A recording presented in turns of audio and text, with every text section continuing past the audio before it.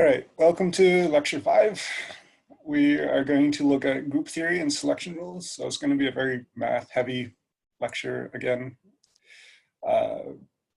So if you get lost, please speak up immediately. It all sort of builds up on itself as we go through the lecture. So if you get lost at the beginning, you're going to be lost the entire rest of the lecture. So speak up if you're lost, and we'll try to take it slow and keep everyone on track. All right. So what is group theory? Group theory is the systematic study of symmetry. And Eugene Wigner, who was one of the pioneers of quantum mechanics, is quoted as saying, "It's often hard or even impossible to obtain a solution to the Schrodinger equation. However, a large part of qualitative results can be obtained by group theory. Almost all the rules of spectroscopy follow from the symmetry of a problem." So it was recognized fairly early on when doing quantum mechanics that group theory, this mathematical study of the symmetry of the problem, was important and could give you a lot of insights into what you were trying to understand. So let's just back up and talk about symmetry for a moment. So if we have a sphere we can rotate at any angle of rotation and it looks identical, so it has the most symmetry, more symmetry than any of the other objects. If we have a cube, there are certain symmetry operations, certain ways we can manipulate the cube and get back the exact same shape. If we rotate the cube 90 degrees around one of its faces, we get back the exact same shape. If we rotate it 120 degrees through an axis that goes through opposite corners, then we get back the exact same shape. The triangular pyramid has even less symmetry. We have to rotate it 120 degrees through a vertex or a face, and then we get back the same shape.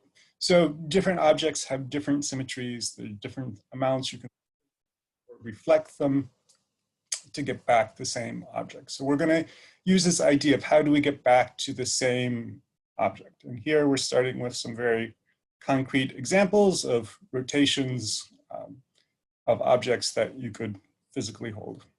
But it's going to get abstract. So keep this idea in mind of rotation and symmetry and getting back to the same starting spot. All right, so time for some definitions. So what is a group? So here, the formal mathematical definition is going to be a group is any set of elements which together make some well-defined, together with some well-defined combining rules, some well-defined combining operations, obey these certain set of rules, and there are 4 rules. And we'll get to the 4 rules in a moment, but the elements inside a group, what the actual things are within the group. They can be numbers, they can be matrices, they can be vectors, they can be symmetry operations. It's very abstract. So it can be any sorts of things, but we're going to have this specific mathematical definition of what the group is. And the combining operations, how we put the different elements in the group together, can be different. They can be addition or multiplication or vector multiplication or vector addition or symmetry operations.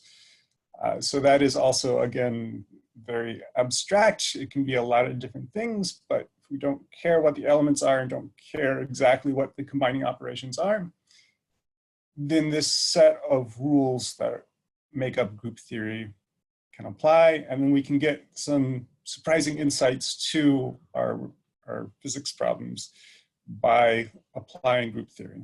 Sort of similar to the way that the superposition of quantum states fell out of linear algebra, the group theory can give us a lot of insight that may not be intuitively obvious.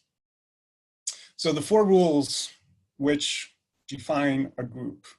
So the combination of any 2 of the elements must produce an element that is also within the group.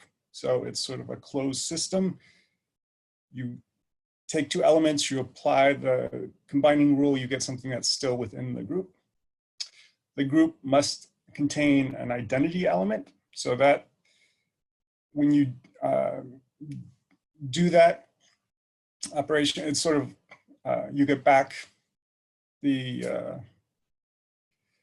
when you do the identity operation, you get back the element that you started with. The associative law for all elements in the group.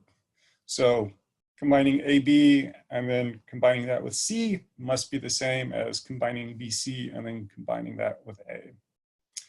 And then every element in the group has to have an inverse element, which is also in the group. All right, so that's all very abstract. Let's look at a couple more concrete examples, and then we'll sort of work up from there. So some examples of groups. If we take all positive and negative whole numbers and 0, and we use the combining rule of addition, algebraic addition, this forms a group. All right, so let's check it, right? So if I add 1 plus 2, I get 3. That's within the group. If I have 3, there's also -3, so that's the inverse. The identity element here happens to be 0, so if I take 2 plus 0, I get 2, so nothing changed. And, oh, the associative law, right? 1 plus 2 plus 0 is the same as 1 plus 2 plus 0 is the same as 2 plus 1 plus 0. The associative law works out. I can't keep track of things in my head. Yeah, so here's an example that's fairly concrete, and we're all sort of comfortable with it. All these 4 rules are met, so therefore it is a group. We can have some other groups. So 1, -1, I, and -I. Here I is the square root of -1. And if we use the combining rule of multiplication, this also forms a group. So let's check this one. So the combination of any 2 elements must produce an element that's also in the group. So 1 times -1 is -1, that's in the group. 1 times I is I, that's in the group. 1 times -I is -I. -1 times I is -I. -1 times -I is I times -I is 1. So I combined everything in the group and checked it. The result was always within the group still, so the first rule checks. It must contain the identity element, so here the identity element is 1, so 1 times 1 is 1, 1 times -1 is -1, 1 times I is I, 1 times -I is -I. The associative law must hold, so 1 times -1 is -1 times I is -I, which is the same as -1 times I times 1, that's both -I. You can work through the other permutations if you so desire. And then every element must have an inverse. So 1 and -1 are inverse, I and -I are inverses. So this is another example of a group. It's a little more abstract. It doesn't feel quite as complete, but it fulfills these 4 rules under this combining operation. And so it is indeed a group in this formal sense of group theory. So let's look at matrices. So we talked about matrices 2 weeks ago with linear algebra. And so we can have this set of 4 matrices with matrix multiplication, and it also forms a group. So we can combine any 2 of these elements, and they must also form a group. So if we multiply 1, 0, 0, 1 times 0, -1, 1, 0, you remember our matrix multiplication, we multiply the row times the column. So first row times first column, 1 times 0 plus 0 minus 1. And then first row, second column, the next element, 1 times 1 plus 0 times 0. We work through that. We solve the addition and multiplication problems, and we get a result of 0, 1, -1, and 0. We need to check that this is in our group. It is indeed in our group. I'll leave it as an exercise to work through the other combinations. The group must contain an identity element. So here the identity operation, the identity element is this diagonal with ones, this matrix with the ones in the diagonal. So if we multiply anything times this matrix, we get the original matrix back. The associative law must hold for all the elements in the group. So matrix multiplication, if we multiply this times this, we get an answer that's in the group, and then we multiply that new answer times a different answer. It also gives us an answer in the group. I'll let you work through that as exercises if you want. And then every element must have an inverse element, which is also a member of the group. So I realized I didn't talk about matrix inverses when we did linear algebra, so we'll cover matrix inverses here. So we denote a matrix inverse with this -1. So the matrix A, the inverse of it is A to the -1. And if we do A to the -1 times A using matrix multiplication, we need to get I, where I is the identity matrix. And the identity matrix just has ones going down the diagonal and zeros everywhere else. So we'll just do this for, and then the definition of the inverse matrix. So if A is this matrix A, B, C, D, then A inverse is 1 over AD minus BC times D minus B minus C A. If you remember what the determinant of a matrix is from 2 weeks ago,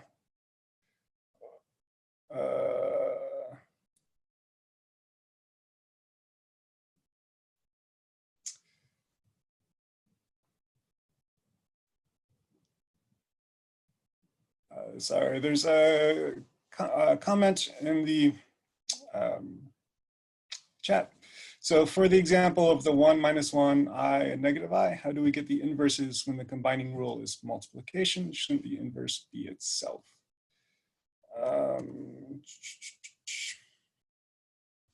did that go?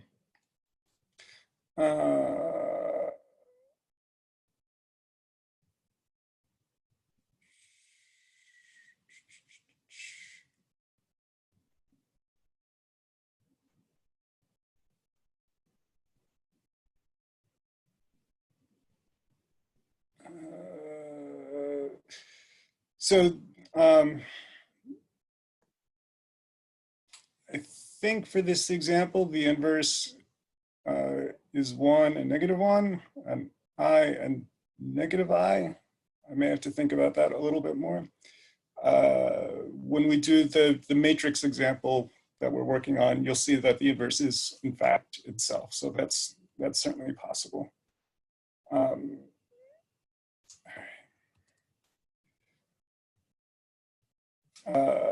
So if we do the determinant of A, which is AD minus BC, oh, that should be 1 over the determinant of A, oops. And then to make the inverse, you need to swap AD and add negatives to BC. So if we do this for a concrete example, let's let A be 1, 2, 3, 4. So the inverse is 1 over 1 times 4 minus 2 times 3. And then multiply that times the inverse of the matrix. Then we get -2, 1, 1.5, -0.5. So then we check if A times A inverse, what that equals. So we multiply out A and A inverse, and it works out to being ones along the diagonal and zeros everywhere else, and that's the identity matrix. So this is indeed the inverse of A because we get the identity back when we multiply these together. So if we look at the inverse elements here, if we do the inverse of this first matrix, 1 over 1 times 1 minus 0 times the identity element gives us the identity matrix again. So here it is indeed its own inverse. If we do the same thing with the other matrices and apply this matrix inverse form, we get back the same matrix. So these are their own inverse. All four of these matrices are actually their own inverse in this group. All right. So we need to talk about operators again. So we talked about operators a little bit a couple weeks ago. So operators act on functions. So functions act on variables, and then operators act on functions. So we talked about the momentum operator a little bit. And so the momentum operator is this h bar over I d dx.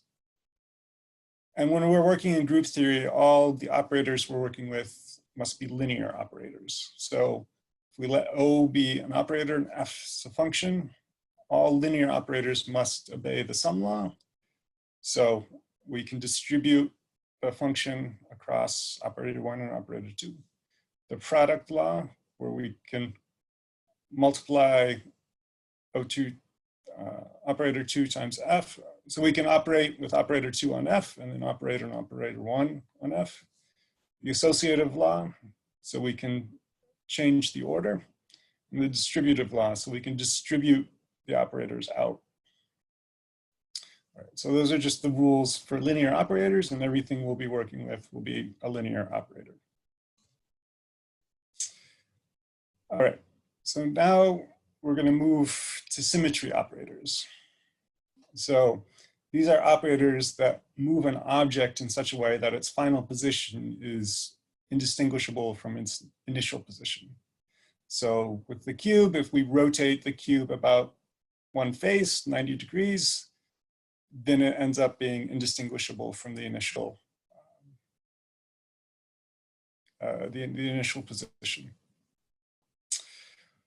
So there are a bunch of definitions for different operators. To have a group, we have to have the identity operator.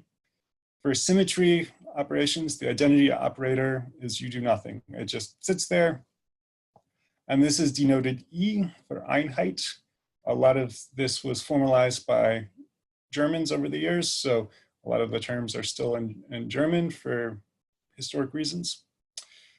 The rotation operator is rotating the object a certain number of degrees, and it's C sub n, and n is what portion of 2 pi you must rotate it. So if n is equal to 2, so C2, that would be 2 pi over 2, so that would be pi, or 180-degree rotation. The reflection operator is denoted with a sigma, short for Spiegel. Spiegel means mirror in German. So we can have horizontal reflection planes, or we can have vertical reflection planes. So sigma h denotes a horizontal. Sigma h denotes a reflection in the plane perpendicular to the principal axis. And the principal axis can be a little bit arbitrary, but it's defined as whichever axis has the most degrees of symmetry. So whichever axis is the most symmetric, that's the principal axis. And sigma v denotes a reflection in the plane containing the principal axis. There's a rotation reflection operator. So you rotate clockwise by a certain number of degrees, and you follow this by reflection in the plane perpendicular to that axis. And if that gets you back to your original orientation, then that's called the reflection rotation operator. And then there's an inverse operator. So there's a certain point around which everything could be inverted and it would still be the same.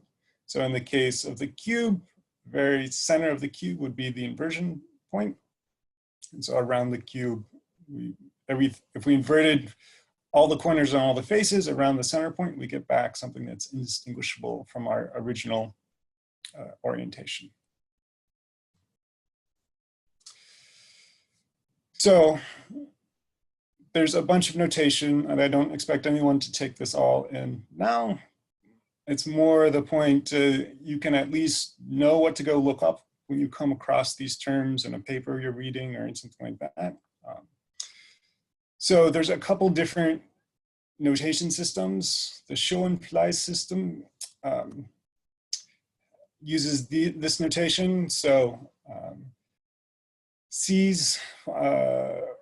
so C sub S is one symmetry plane, C sub I is one center of inversion, C sub N is one n-fold axis of symmetry, D sub N is one C sub N axis plus N C sub 2 axes perpendicular to it.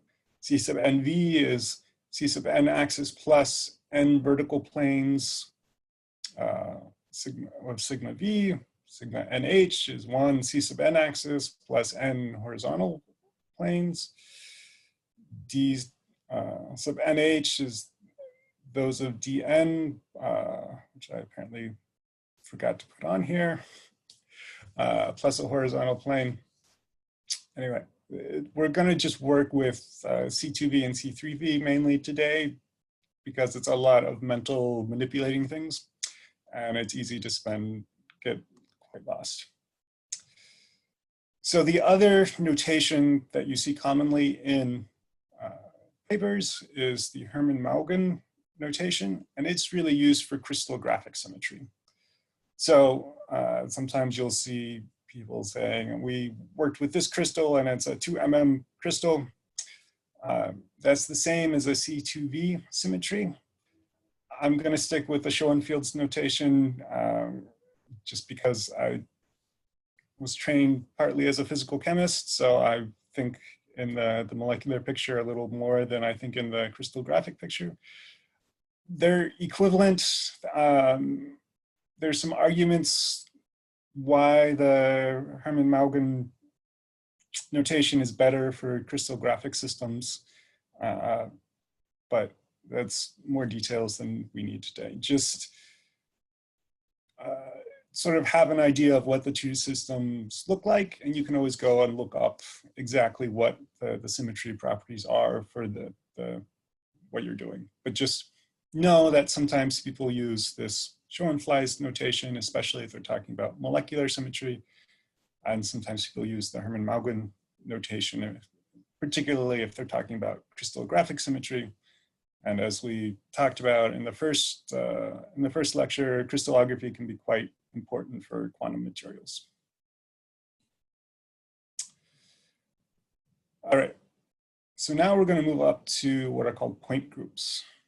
So a point group consists of all the symmetry operations pertaining to a particular structure. And here I'm going to use molecules just as concrete examples.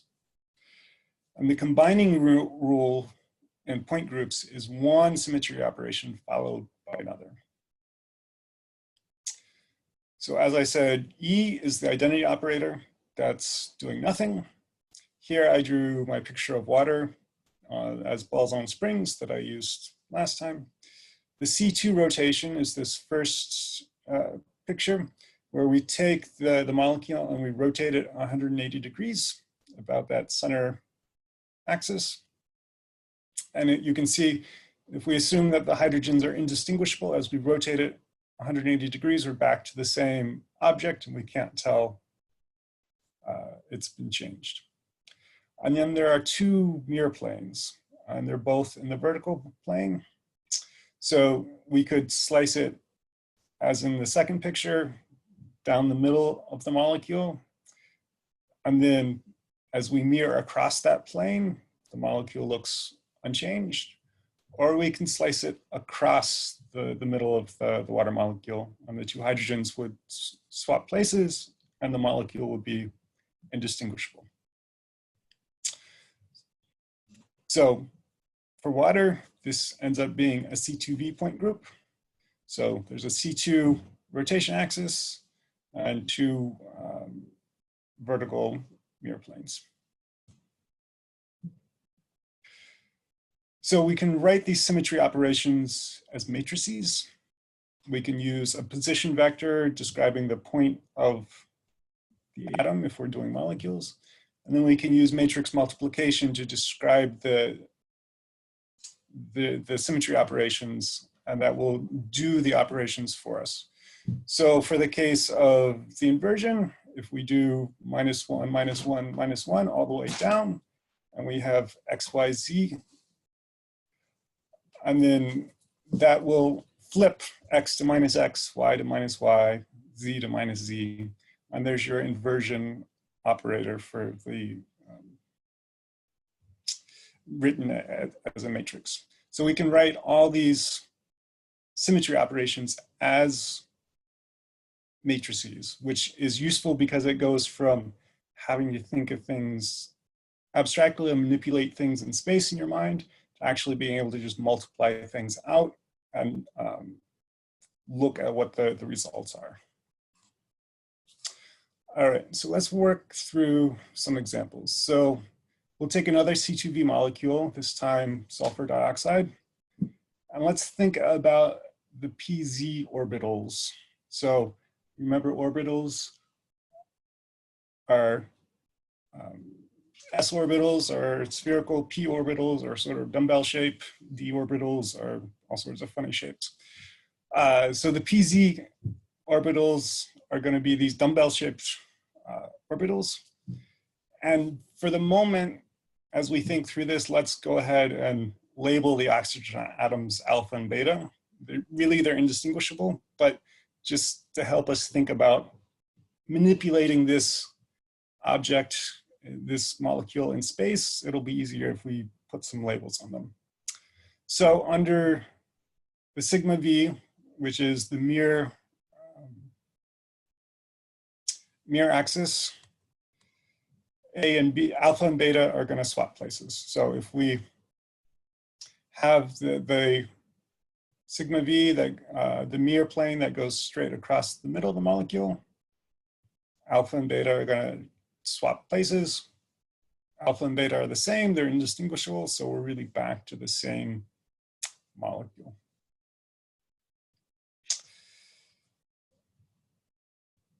We could think about this as vectors. So if we have the p orbital for sulfur, the p orbital for the beta, the p orbital for alpha, when we do this sigma v operation, we end up swapping the positions of the alpha and the beta in the vector.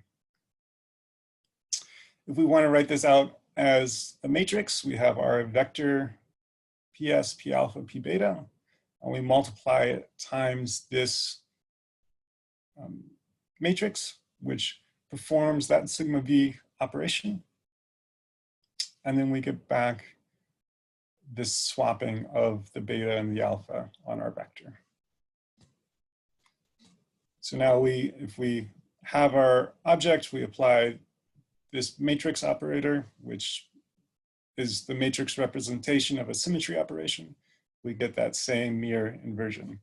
So when we multiply it out, alpha and beta end up swapping places because these are off diagonal. All right, but writing out lots of matrices, especially ones that are full of ones and zeros, it gets tedious very quickly and it's easy to make mistakes. So we're going to condense the notation. And this is going to start being where it gets abstract quickly. So we can write this notation just as d of sigma v. So d of sigma v is called a representative of the operation sigma v. And the representatives can take different forms according to the basis set that we've chosen.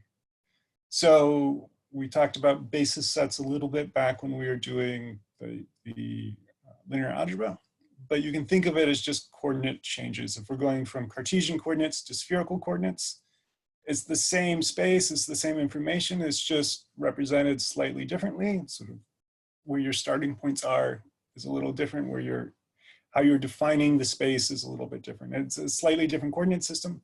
So we could redefine the coordinate system and we would get a slightly different matrix. But we can represent a sigma v with these matrices. We can represent sigma v with a matrix and use it to do matrix multiplication and do the operations on the vectors we're interested in. And so we just call this, we use D for tradition and call it the representative of the operation.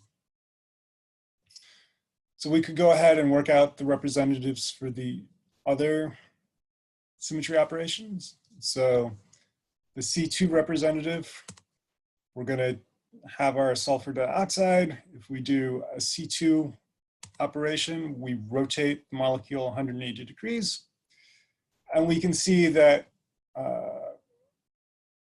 the plus side, the positive side of the p orbital and the negative side of the p orbital have flipped.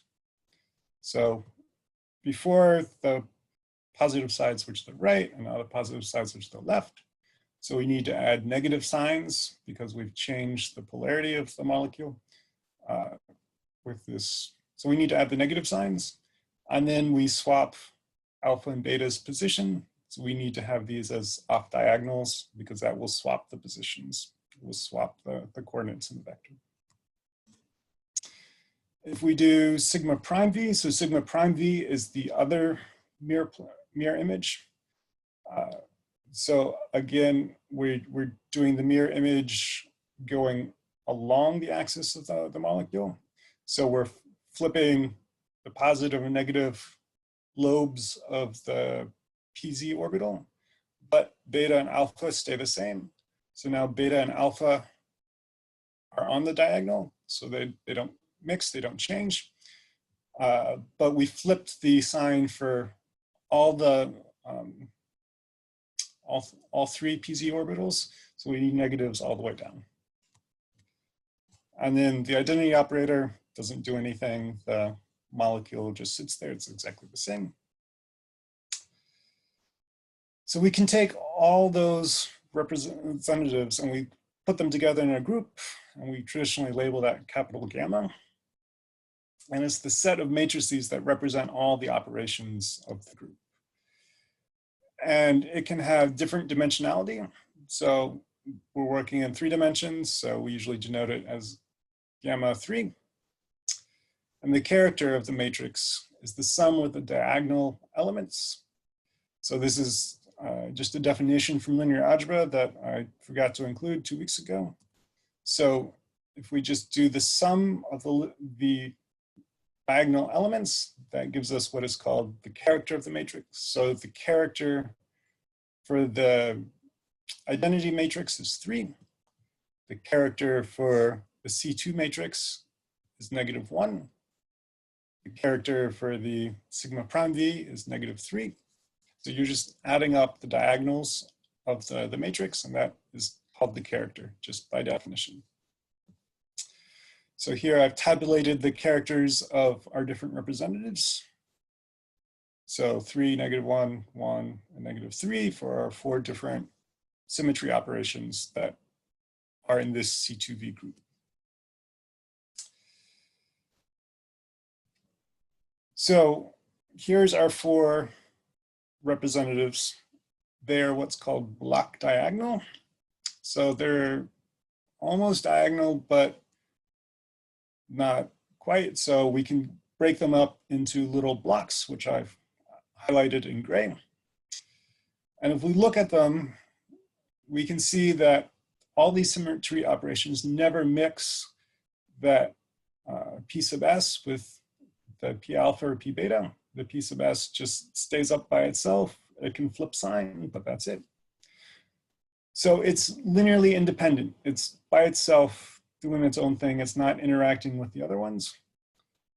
So we can split this up. If it's linearly independent, we can split it off and make a simpler representation.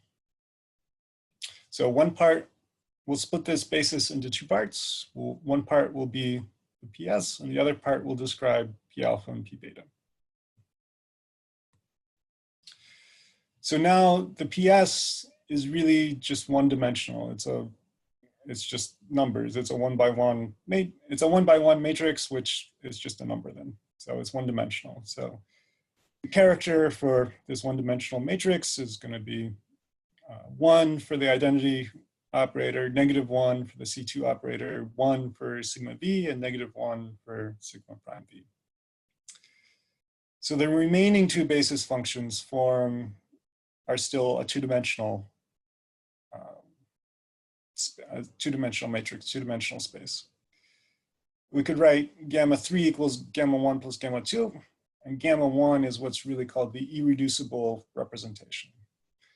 You can think of it sort of as like lowest common denominators. When you're doing fractions, we're trying to get down to the simplest representation just because it's easier for our minds to think about. It's easier to work with when it's in the most simple representation. So the irreducible representation is the simplest representation you can get to. So we'd really like to try to get this gamma 2 to be in block diagonal form. It has a bunch of elements that are off diagonal.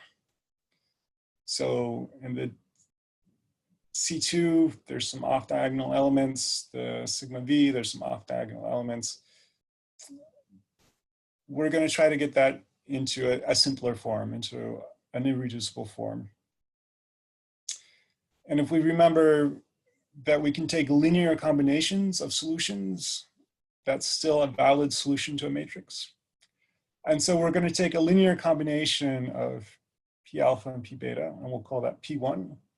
And we'll take a linear combination of P alpha minus P beta, and we'll call that P2. And so we're changing our basis set. And when we change basis sets, that's going to change our representatives. So now, instead of looking at the individual objects, we're going to look at this whole object. Instead of looking at the individual alpha and beta, we're going to look at this whole object, which we've now called P1, which is P alpha plus P beta, and this whole object that we call P2, which is P alpha minus P beta. So you can see here that what used to be P beta has flipped sign, but other than that, it's the same. And we're going to rederive a set of representatives to describe this new basis set. And hopefully it will be a cleaner basis set. So if we start with P1 and P2 and we do the C2 operation, we take P1, we rotate it 180 degrees. We see that the sign has flipped. So we say -1. And then if we take P2 and we rotate it 180 degrees, we see that it ends up being exactly the same. So we just put a 1 there. If we do the sigma V, we take the P1, we do the mirror operation which goes across the molecule. So the plus side stays the same, the minus side stays the same in P1. So we just put a 1 there, nothing changes. If we do the mirror going along the axis of the molecule for P2, the plus and the minus flip sides. So then we need to put a -1 to say that we flipped the signs. If we do the sigma prime V, so the operation going across, we can see that P1 has flip signs and P2 has also flip signs. And then we do the identity operator, which does nothing. So we see that nothing's changed. All right, so here's our new representatives. And now they are all in block diagonal form. They're in a nice diagonal set of matrices. So we've reduced gamma 2 down to 2 different gamma 1s. So we've reduced it to one-dimensional problems now rather than having multi-dimensional problems. So if we look at P1, we get the character table of 1, -1, 1, -1. And this is actually the same as the PS character table. So they span the same mathematical space. They have the same character table, they span the same space. We actually didn't get any new information from P1. But if we look at P2, we get a different character table. We get 1, 1, -1, -1. And this is a different one-dimensional representation. We could call it gamma 1 prime if we wanted. But now we've got new information. We can take all of these characters and put it into what's called a character table.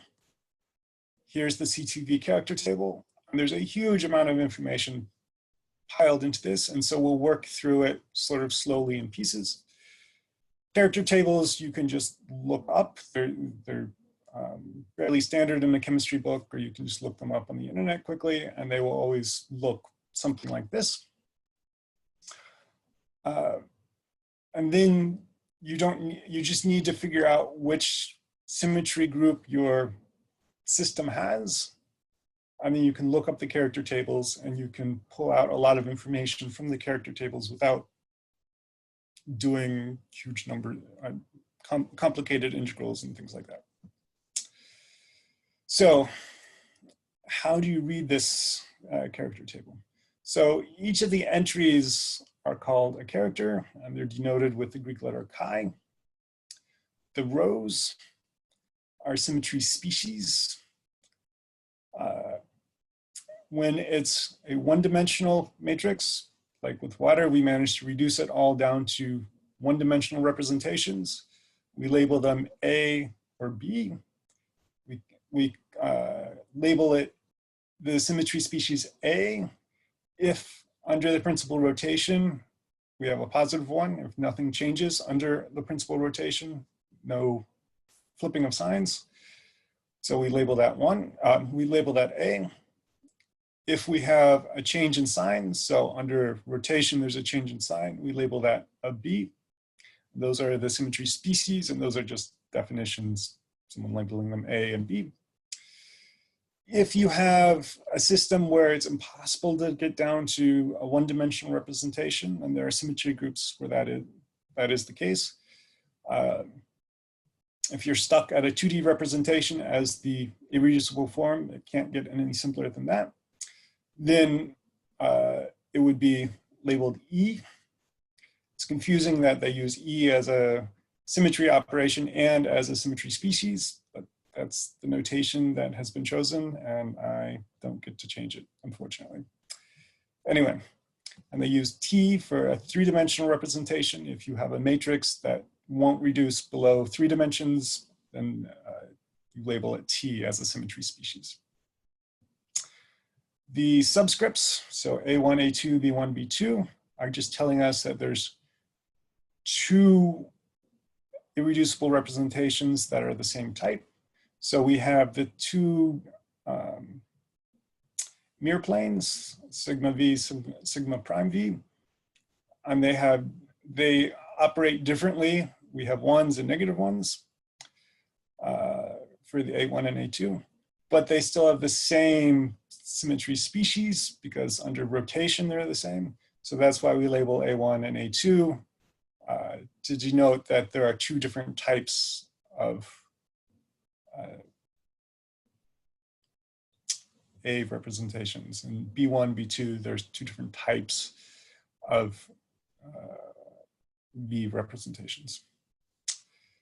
So in the top corner, you usually get both the Schoenfeld and the Hermann Maughan notation, so C2V and 2MMM. So you don't have to go look up a specific character table for the notation system you're using. They're usually put in the corner with both of them. So E is going to be the identity operator. Here's our C2 operator. Here's our sigma V operator. Here's our sigma prime V operator. The total number of operators is called the order of the group. And that's usually listed. So H equals 4 is the order of the group. There are 4 symmetry operations in this C2V group. If we take a look at a different character table, so a C3V group, so now we have an example molecule, CH3 would be a C3V group, and Hermann Maughan notation would be 3M. Now we have A1, A2, and E as our symmetry species. There's a irreducible representation that is still 2-dimensional. If we look across the top, there are, now it says E for the identity operator, 2C3, 2C sub 3. There are 2 threefold rotations, clockwise and counterclockwise. So you could rotate this pink and white molecule clockwise by 120 degrees or counterclockwise by 120 degrees. And then if you did a reflection, you would have the same. So the clockwise and counterclockwise rotations are related by a reflection across the center, the vertical center of the picture as it's drawn. And so this is denoted as 2C3 because there are two threefold rotations and they're related back on itself. And the 3 sigma V because there's 3 reflections that are in the same class. So the numbers denote the class, and the class is how many of the symmetry operations are related back to themselves. So there's 3 reflections that lie in the same class, and they're related by the rotations. Characters of the identity operations do things like reveal degeneracy of the orbitals. So we've built up to this character table. What good is it? To do a couple example problems where we actually use it to tell us something interesting.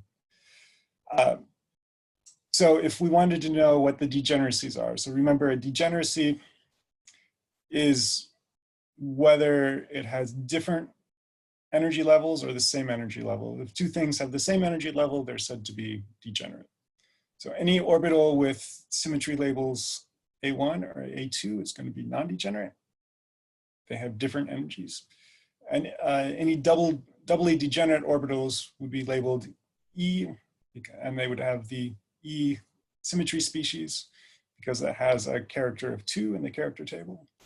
And any C3V molecule can't have more than 2 degeneracies.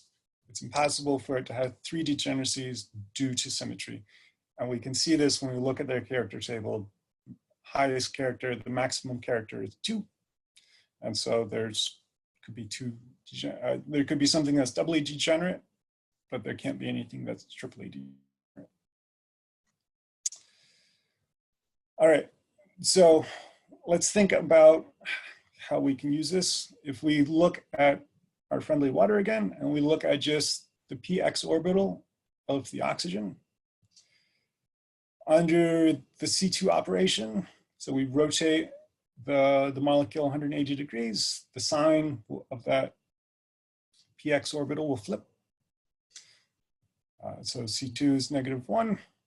Under sigma V, so we're taking the mirror going across the molecule, nothing changes, so the sign doesn't change. If we go along the axis of the molecule for sigma V prime, the sign flips, the positive and negative signs of the lobes of the p orbital will flip. So that means that the oxygen px orbital is type B1. So now we can think about the symmetry and pull out the types, the symmetry types of different orbitals, and this will eventually let us tell if things overlap. And if, remember, the orbitals are really wave functions of the electrons. They're the probability wave function of where the electron is. These wave functions need to overlap to allow transitions between them. And so once we start to understand the symmetry and can use that to figure out overlaps between the different wave functions, then we can start making predictions very quickly on what the behavior of the system is. So there's still sort of 2 columns of stuff in the character table that I haven't talked about yet. So the symmetry species for the s, p, and d orbitals are so important that they're usually included in their character tables. You can use character tables for things other than orbitals, and you'll see the x, y, x, z, x, y, z coordinates. They just have to have that same symmetry. Here we're going to use them for the different s, p, and d orbitals, just as an example. So if we think about the PZ orbital, we can just look up here and it says Z. So the PZ orbital has A1 symmetry. The PX orbital, we already figured out, had B1 symmetry. And the PY orbital has B2 symmetry. So we just need to figure out the direction of symmetry, and then we can actually start making very fast assignments. So the last column, which is called the quadratic form, we could use for interpretations of the d orbitals. So z squared would be for dz squared, xz would be for dxe. If you don't remember your d orbital shapes, they're these very funny multi-lobe shapes, the picture below. But so you can quickly see what the symmetry is for the different d orbitals and then pull out properties from the character table. All right, so let's try to find some more useful things to do with the character tables.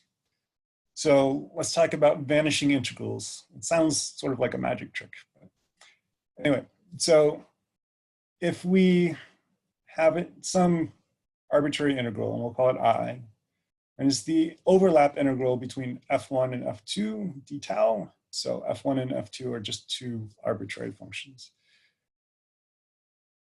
I drew f1 and f2 as one circle and one sort of oval.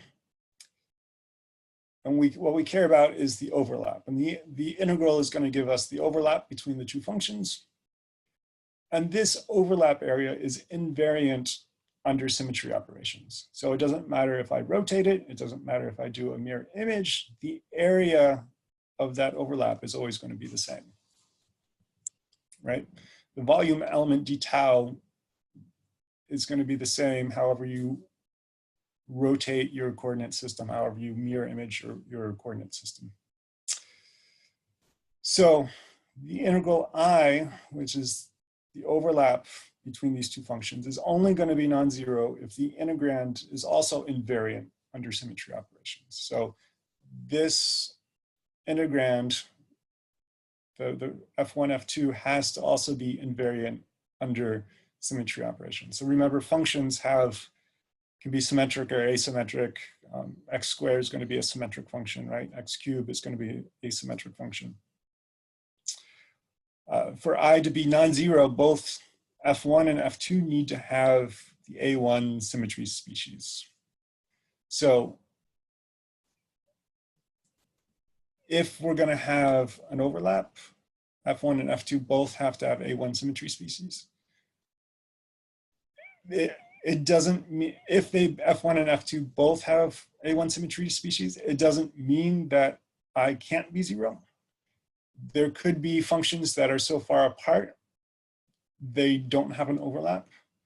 Even if they both have the right symmetry species, if they're widely spaced apart, they still may not overlap.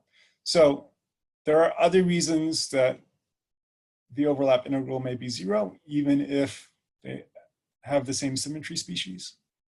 But if they don't have the A1 symmetry species, there's no way you can have a function overlap.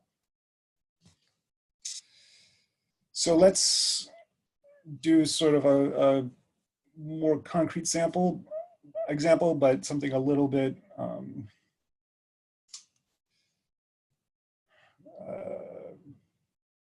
a little bit abstract, not pure physics. All right. So let's look at the function f equals xy, which I sketched up in the corner in blue lines. So xy, x times y is going to give you asymptotic curve as you go back and forth.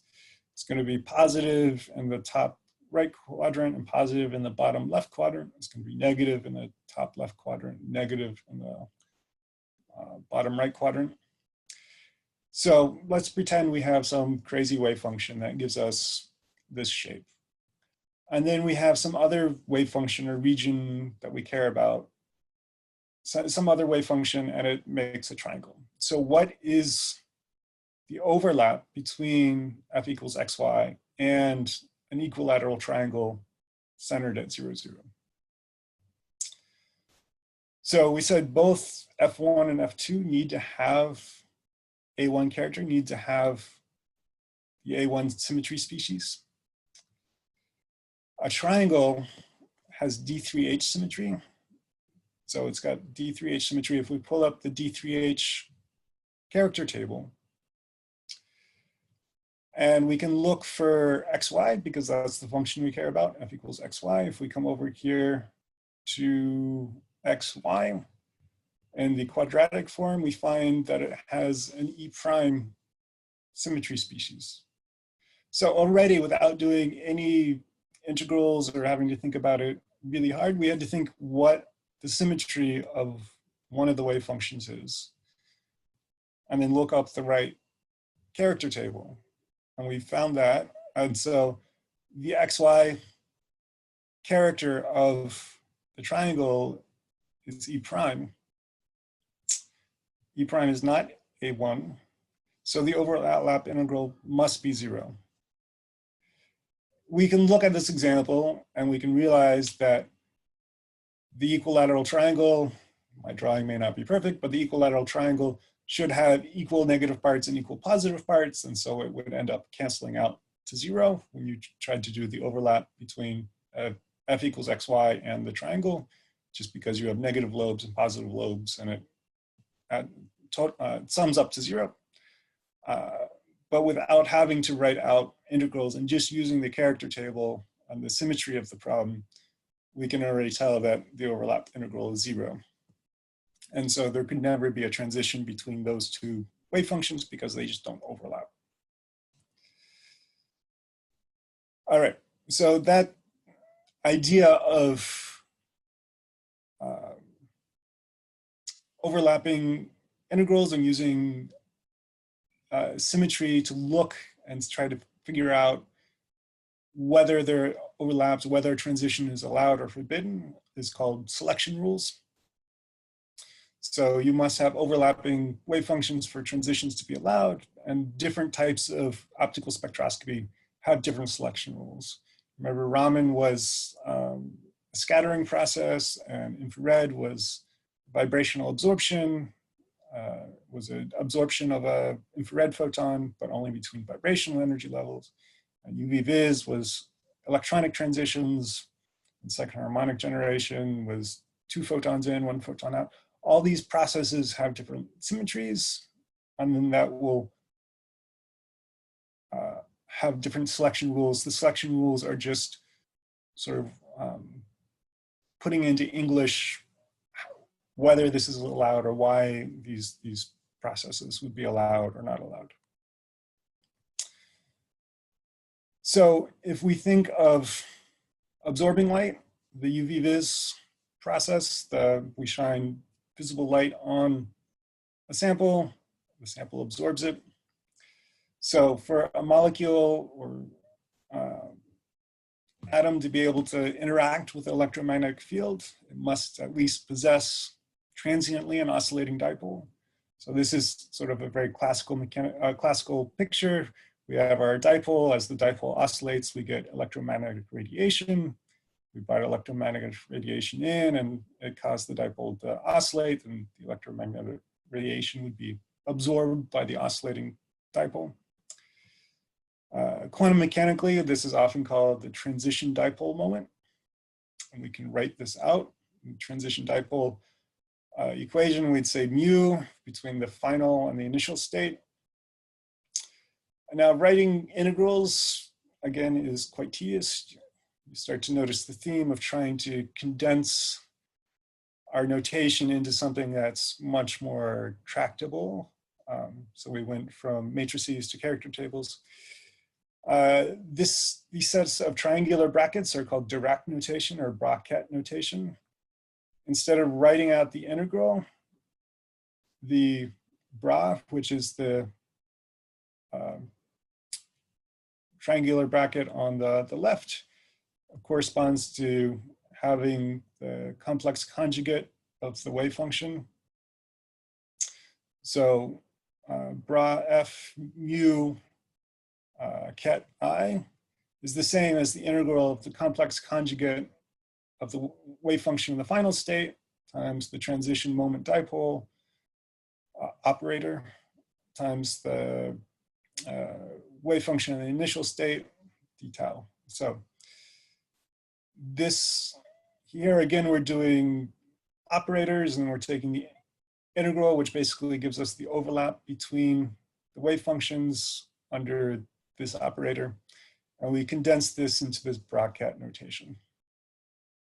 And the magnitude of this transition dipole, you can think of as a measure of how the charge redistribution is that accompanies the transition. So if we get a big charge distribution going on, then we get a lot of absorption. All right, so let's talk about some vibrational spectroscopy techniques, which are the Fourier transform infrared spectroscopy and the Raman spectroscopy. So you can describe the movement of the vibrational modes in terms of normal modes. And so normal mode is going to be an independent synchronous motion of the atoms or groups of atoms, and you can excite just that mode without exciting any other modes. And for a nonlinear molecule, there's going to be, with n atoms, there's going to be 3n minus 6 independent modes. So water, which is my favorite example molecule, has 3 normal modes. 3 times 3 atoms is 9 minus 6. We throw away 6 degrees of freedom. There are 3 degrees of translation, translating X, translating Y, translating Z, which don't contribute to vibrational spectroscopy. And then there's 3 rotations, rotating X, rotating Y, rotating Z, which don't contribute to vibrational oscillation. So we throw away 6 degrees of freedom, and we're left with 3 normal modes. So we have the symmetric stretch mode, we have the asymmetric stretch mode, and we have the bending mode. So let's try to work out some selection rules for the infrared. And I'll do this sort of a couple different ways to give sort of flavor for why some things are easier, some approaches are easier than others. So for the motion of the normal mode, there needs to be a change in the dipole moment for that mode to be infrared active. And not all modes are infrared active, and not all modes are Raman active. So if we write our dipole moment as a separation of 2 partial charges that we'll call plus or minus delta Q, and we separate them by a distance x. So we have that plus and minus, and we need to separate them. And so that's going to be your dipole moment. Then we can write the dipole operator mu as r, which is the distance we're moving the charges times delta Q. And of course, we can distribute that out.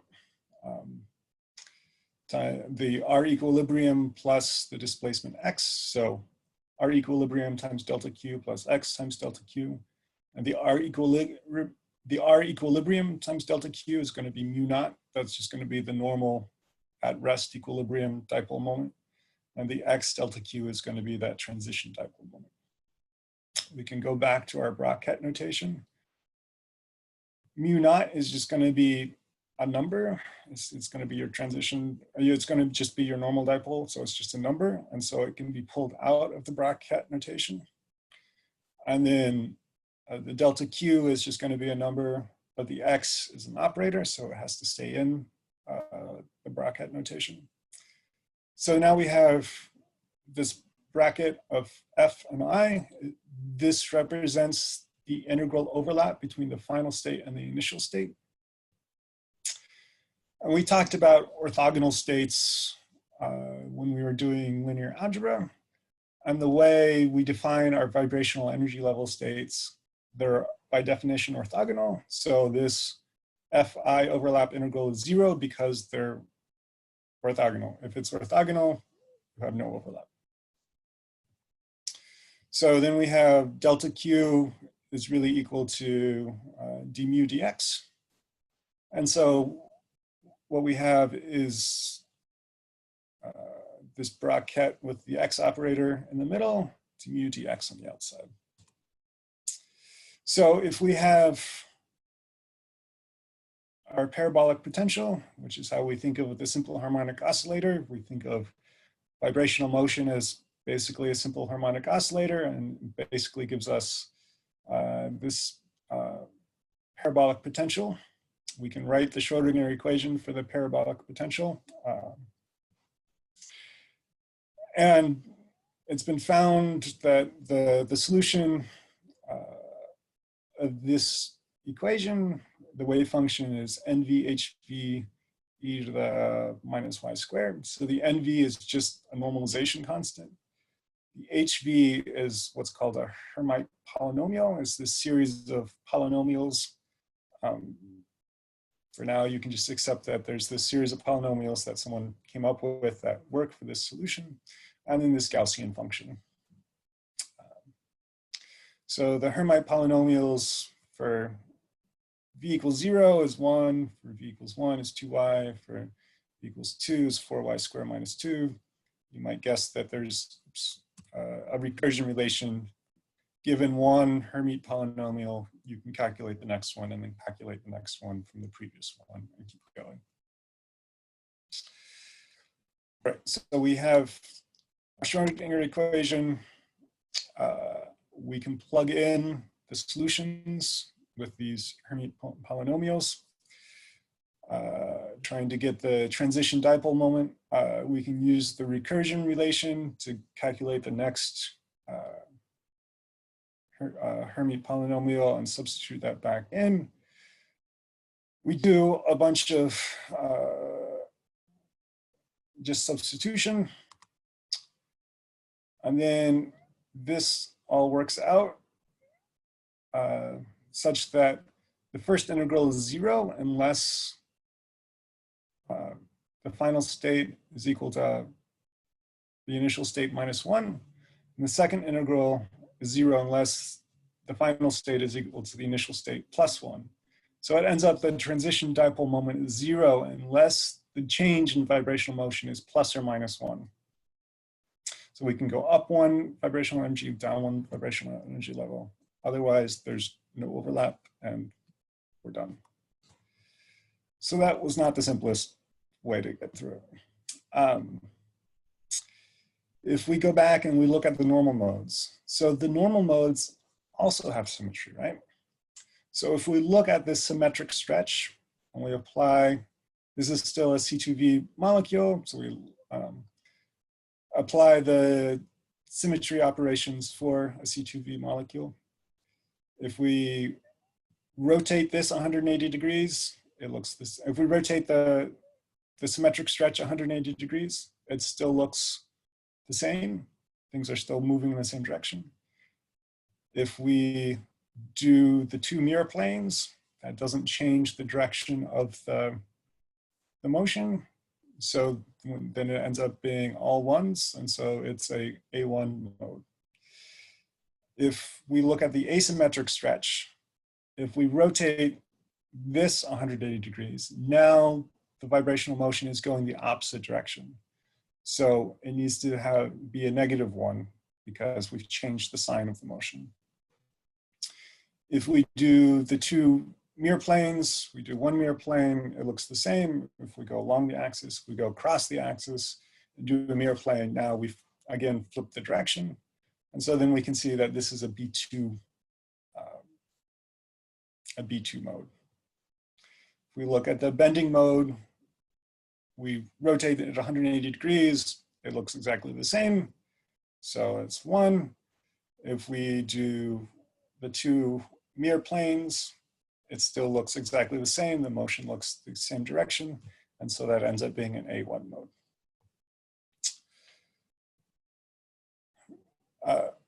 So if the symmetry species of the mode is the same as one of the X, Y, Z, so you go to your fourth column, you look for X, Y, Z. If the symmetry species of the mode is the same as that, then the mode is IR active. And so instead of doing all those integrals in the Hermite polynomial and the recursion formula, we can just look at the mode. We can decide it's an A1 mode, and then we can see that it is IR active, and then we can go and look for it with the infrared spectroscopy. The B2 mode, also happens to be IR active. For infrared, it happens that all these modes are active.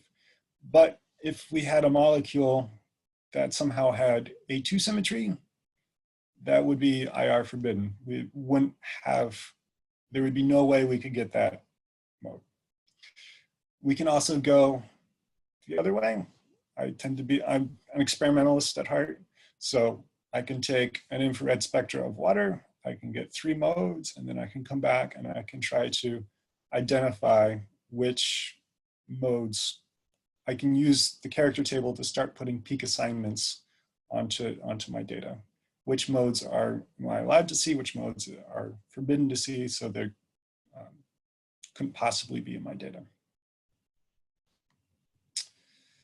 All right, the selection rule for Raman spectroscopy is that the motion of the normal mode needs to have a change in polarizability. So you can think of polarizability as sort of the squishiness of the electron cloud. It needs to be sort of like a water balloon. As you squish in one spot, it needs to squirt out in other positions, and that's the polarizability. So if the symmetry species of the normal mode is the same as the symmetry species of the quadratic form, then the mode is allowed to be Raman active. And then one more, it's actually an exclusion rule. If the molecule has a center of symmetry, the no modes can be both IR active and Raman active. So if you have an inversion point in your molecule, then it can never be IR active and Raman active. So taking the IR spectra and the Raman spectra and then comparing them lets you help assign the different peaks to the different vibrational modes. So if we go back to our water, and now we look at the quadratic form. So the A1 has quadratic terms, and the B2 has quadratic terms. So we would expect all 3 of these modes to show up in our Raman spectra, and indeed they do. All right. So I'm going to touch on some nonlinear optics quickly, just because we talked a little bit about second harmonic generation last week. So nonlinear optics is really concerned with the nonlinear response of matter to electromagnetic radiation. And the response of the matter to the incident light fields can be written as the polarization density power series. So in linear optics, we just worry about this chi1, which is the polarization. Chi1 is a tensor. A tensor is a multidimensional matrix. So instead of just 2 dimensions, it can be 3 dimensions or 4 dimensions, or however many dimensions you want. Here, chi is an n+1 ranked tensor. So chi2 is a rank 3 tensor. Under normal conditions, chi2 is so small and chi3 is so small, etc., you don't see anything. So you just ignore these terms. And the polarization is dependent on the electric field of the light. And it's a nice linear relation.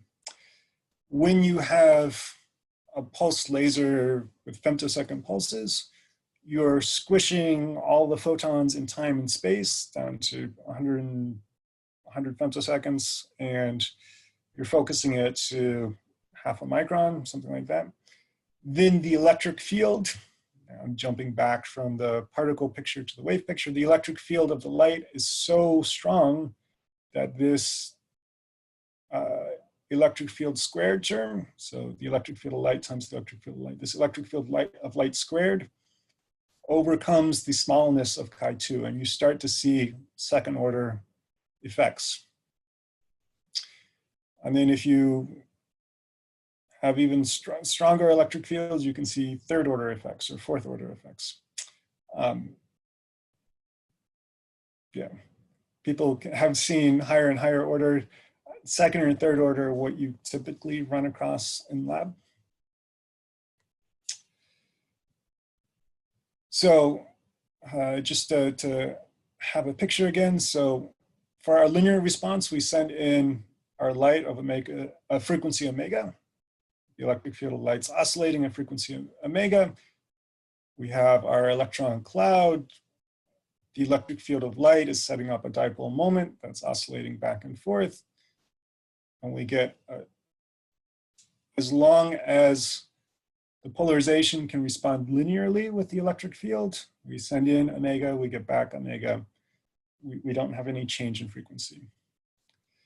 It's when the electric field of light is so intense that the polarization of the material can't keep up. This electric cloud just can't go fast enough and far enough to keep up with omega coming in. We can get this chi2 term, this chi2 e squared term. So we get 2 omega coming out. So this is our second harmonic generation. And in isotropic materials that have inversion symmetry, chi2 is equal to 0, and so no second harmonic is allowed. And so we were using that on our transition metal dichalogenides last week to look whether it was single layer or multi-layer. If it's even number of layers, then there's inversion symmetry, and the SHG is forbidden. If it's a single layer, then chi2 is not forbidden, and we can get our second harmonic generation response. Going back to symmetry arguments, chi2 is this polar tensor of rank 3. And since it's a polar tensor, if we go from chi2 of r to chi2 of negative r, we need to add a negative sign. We end up with a negative sign coming outside. But in a centrosymmetric media, if we have an inversion symmetry, if r and negative r have to be the same because there's an inversion operation that's possible, chi2 of r equals chi2 of negative r, and the only way that can be solved is if chi2 equals 0. So usually in bulk materials, liquids, a lot of solids, there's an inversion symmetry. You can specifically get materials that don't have inversion symmetry, and those are the nonlinear optical crystals. We talked earlier, a couple lectures ago, about using BBO crystals to generate entangled photons. By definition, those don't have inversion symmetry because we need to get this nonlinear optical effect to happen. Another nice trick that's sometimes used is inversion symmetry is broken at surfaces or interfaces. So you'll only get chi2 processes at interfaces. When you're at the surface, you look up, it's different than when you look down. So there's no inversion symmetry there, so you can get these chi2 processes. And you can probe buried surfaces, buried interfaces, things like that. This all seemed a little counterintuitive, especially in the early days. As a sort of entertaining first note, so the laser was invented in 1960. In 1961, people went and looked for this second harmonic generation, and it was sort of, it falls out of the math. It should be there, but we're not sure we believe it. So this is the first publication in Physical Review Letters.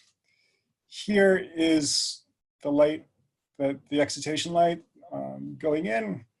It's omega in, omega out. Remember, this chi2 is really small, so it's a not very efficient process. Up here, when the authors, Franken et al., took the photographic image, there was a tiny dot, but the editors thought it was dust on the photographic plate and edited it out, cleaned up the photographic plate they were sent and edited it out. And so they deleted the data. And so the first publication of second harmonic generation actually doesn't show the second harmonic generation beyond the little arrow that's drawn because the editors deleted out the dot that was proof of the scientific experiment. Anyway, So hopefully you got a feel for sort of how powerful symmetry arguments can be and how useful they can be in quantum mechanics and spectroscopy particularly. So I used these texts for reference and examples. They're all quite cheap these days. And I'm happy to take questions. All right. Yeah. All right. Any questions?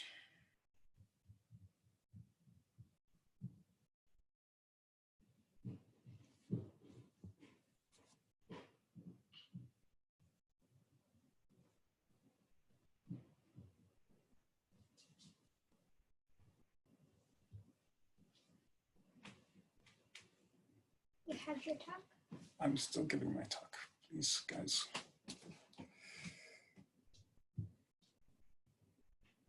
All right. Well, if there's no questions, I guess we're done.